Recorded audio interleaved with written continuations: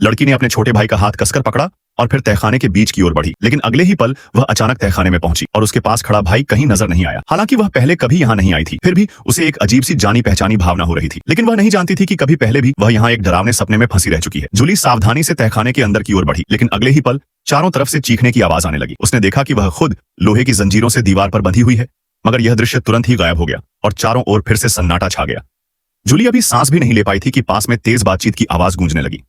मुड़कर देखा तो एक बूढ़ा आदमी दीवार से बंधा था और हैरानी की बात यह थी कि यह वही बुजुर्ग था जिससे पहले थानेदार मिला था। जूली को कुछ समझ नहीं आया, लेकिन उसने रस्सी उठाकर कुएं में फेंक दी।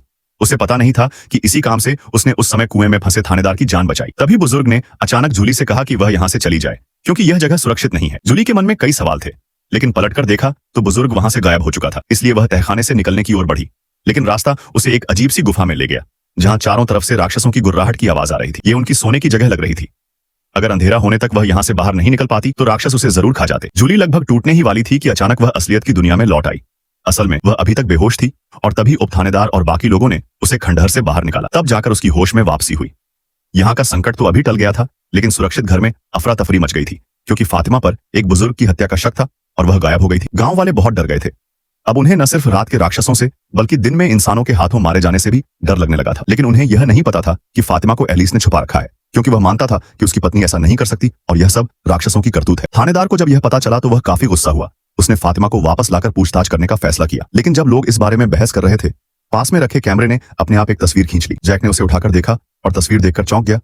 लगता था कि हवेली की औरत ने फिर कोई आदेश दिया है। जैक जल्दी से अस्पताल पहुंचा, चुपके से एक सिरिंज और ड्रिप सेट उठा लाया और घर आकर आदेश के अनुसार अपना खून निकालने लगा। लेकिन जैसे ही वह खून निकाल रहा था, कैमरे ने फिर से अपने आप एक तस्वीर ले ली। इस बार तस्वीर में वह लकड़ी का घर था जहां फातिमा मौजूद थी।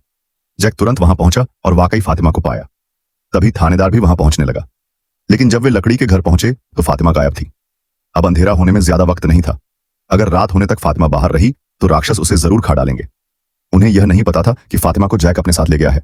दोनों एक गुप्त जगह पहुंचे जहां जैक ने झूठ कहा कि एलिस अंदर उसका इंतजार कर रहा है। फातिमा को थोड़ी शंका हुई, लेकिन वह फिर भी उसके साथ अंदर चली गई। अंदर पहुंचकर उसे एहसास हुआ कि एलिस वहां नहीं है।